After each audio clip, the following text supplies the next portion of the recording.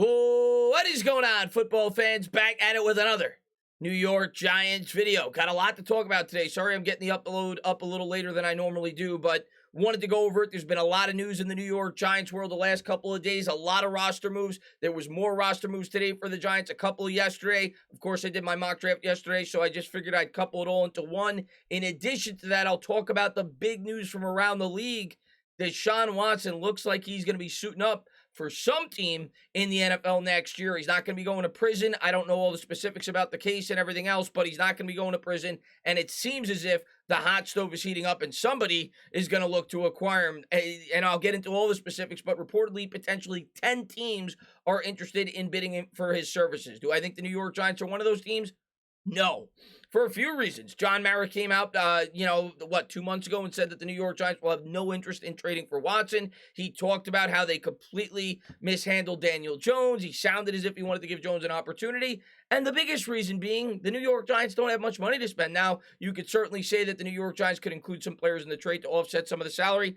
Hey, maybe we'll all be surprised and they'll look to go out and get Watson. I don't see it happening. I think the New York Giants will push forward, at least for this year, with Daniel Jones at the quarterback spot, but I'll talk more about Watson in this video and some of the potential teams that may be bidding for his services. But like I said, I want to go over the roster moves for the New York Giants over the last couple of days.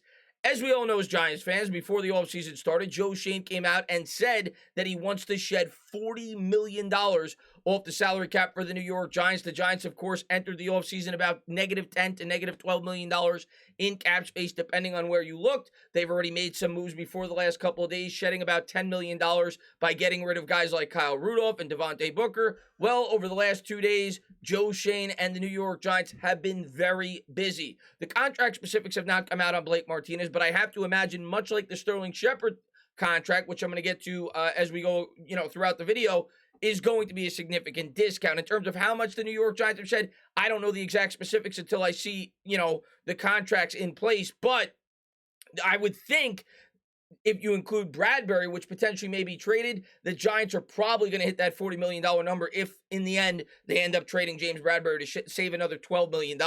With all these restructures and cuts, I would say they're probably around that $25 to $28 million range as Schoen is quickly approaching that target. The good news, as a New York Giants fan, we didn't lose Shepard. And we didn't lose Blake Martinez. Shepard, of course, I don't really expect to play much of next year, coming off the injury that he had. He sustained it late in the season. We'll have to wait and see. But regardless, Shepard's a hometown favorite. We're not going to be paying him much more than we would have had we just cut him. I'm happy that he's back. And Blake Martinez plays a position where the New York Giants are incredibly thin at. I still think they need to address this in the draft, but I'm happy to see Blake coming back. He's a leader of this football team, a captain, and hopefully he gets back to his 2020 form with the New York Giants in 2022, coming off the torn ACL, which he sustained week 3. We'll have to wait and see how that all plays out. But let's get into all the specifics in terms of some of the players that the New York Giants have cut over the last couple of days, some of the money that they've saved. We're going to start with the Sterling Shepard contract. This coming out from Jordan Renan.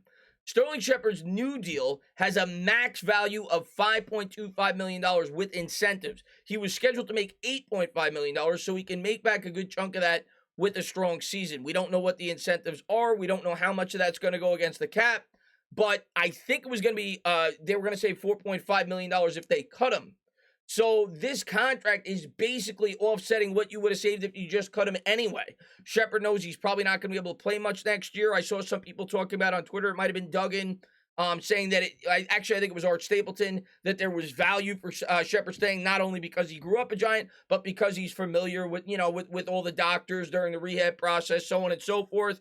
And he's going to stay for a significant discount to stand as the wide receiver with the New York Giants. I love hearing that. Shepard's one of my favorite players on the team.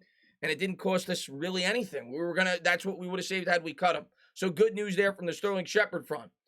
This then coming out about Kaden Smith, and this may have surprised a lot of people. The Giants, of course, more than likely are not going to re-sign Evan Ingram. They've already cut Kyle Rudolph, and now they're going to lose their third tight end in the tight end room. So expect the New York Giants to attack tight end heavily this offseason, both in free agency and the draft. I expect the Giants to draft at least one tight end, possibly even two, and certainly sign one in free agency as well, because right now we don't really have any. This coming out from Field Yates. The Giants have waived tight end Kaden Smith with a failed physical designation. Now, I always thought, and I'm sure that's probably the reason why they did it, but I always thought it was at least a possibility that we could cut Kaden Smith due to the fact that he was set to make a little bit over $2.5 million, which is a lot when the New York Giants are looking to save as much money as they possibly can. So that's the good news here. You're going to save $2.5 million. I know a lot of Giants fans love Kaden Smith. I think you could find a tight end at least comparable to Kaden Smith, probably in the 5th or 6th round of this year's draft, and save yourself about $2 million that way. So I think it's a good move by the Giants, especially being that he had the failed physical designation. Kaden Smith was a player that I liked for the Giants. Looked really good his rookie season after we picked him up with Daniel Jones. He had like 4 touchdowns there down the stretch, and the Giants never really utilized them over the last 2 years since he's been with the football team outside of as a blocker in the H-back role. They really haven't used him as a pass catcher. I wish him nothing but the best wherever he lands, but I always thought that this was at least a possibility, and I'm not too surprised by it, especially being that the New York Giants don't have much money to spend. This also coming out. This, to me, was one of the most obvious cuts that the New York Giants could make. I am thrilled that they made this move. It seems like a small portion of Giants fans still like Riley Dixon. I don't know how you do. The guy's been a horrible punter each of the last 2 years. Was good for the Giants a year ago, but quite frankly, he's just not worth over $3 million a year. Much like I just said at the previous position, I think you could draft a punter with probably our last pick in this year's draft, save a lot of money that way. Riley Dixon last year was pathetic in terms of being a punter. The team officially announced the release of veteran punter Riley Dixon, a move that was anticipated. With the release of Dixon, the Giants cleared $2.8 million in salary cap space. He's now the 3rd player released by the Giants. That was at the time of the cut, outside of Devontae Booker and Kyle Rudolph. Obviously, since then, there's been more cuts. To me, that was one of the more obvious cuts the New York Giants could make. Expect them to either sign a punter or potentially draft one in the 6th round of this year's draft. This then, coming out from Jordan Schultz, this was the great news of the day. Blake Martinez will, in fact, be back with the Giants. Martinez was set to make $14.5 million. Had the New York Giants cut him, they would only have to pay him, I think, $5.5 or so. They were going to save about $8.5 million, whatever it was, had they cut him. Now, I have to think the numbers are probably going to match up at least close to the way that they did with Sterling Shepard. Maybe Martinez will get a little bit more due to the fact that he probably is, has a little bit more of a leg to stand on, being that Shepard may not even play next year. We'll have to wait and see how that injury process plays out, but he is coming off an ACL tear, so I expect this to be a significant discount that'll at least be approaching what the New York Giants would have to pay had they just cut him. So again, a really good move. It's a thin position. I do still think they need to pay attention to this position in the draft, but it's really thin. I mean, outside of Martinez, you have Crowder, who I guess is a decent linebacker, but we certainly need some talent at that position. So glad to see Martinez is back, a leader of the football team, and certainly somebody that we could use in the defensive huddle. Now we're going to get into Watson. I may have made these posts a little bit backwards, so let me make sure I put them in order. Adam Schefter came out with this. Trade market for Deshaun Watson now is expected to ramp up quickly. Houston will be open to moving him, and multiple teams are expected to be interested per league sources. Which teams are going to be interested? Well, at least according to this article, upwards of 10 teams, which, listen, everybody's got their own opinion on this. Some people aren't going to want anything to do with the guy, and I completely understand and respect that opinion. Some of the things he's being accused of, but he's not going to jail. It has been found out that at least he is not going to jail. Now, I do think he may still have to pay these women. There's another civil case for that, but he's not going to serve jail time. We don't know if there's going to be a suspension from within the NFL, but Deshaun Watson, it appears, will be playing next year, more than likely not for the Houston Texans. Here's some of the teams. Another day, another new wrinkle in the Deshaun Watson situation. Earlier this morning, Sean King said that Watson's preferred destination is the Pittsburgh Steelers. This comes just less than 24 hours after it was reported that the Seahawks were rumored to be in trade talks for Watson. Aaron Wilson of the Pro Football Network is now reporting the number of teams interested has shot up to a total of 10. You're talking about 33% of the league. That's a lot more than anyone expected after the Russell Wilson trade. A few of those teams listed included the Carolina Panthers, the Seattle Seahawks, the Pittsburgh Steelers, and the New Orleans Saints.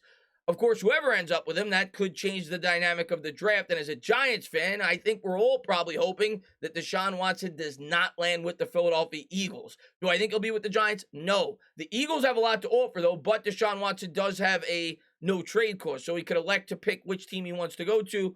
don't know if he'd want to play for the Philadelphia Eagles, but the Eagles have 3 first-round picks in this year's draft, and they certainly may be interested in bringing him in. We'll have to wait and see how it all plays out. In terms of his contract, some people may look at Deshaun Watson's contract and scoff at it and say that's way too much money, but by today's market, this contract is actually pretty attractive. This is what he's due to make: $35 million with a $35 million dead cap hit, $35 million cap hit.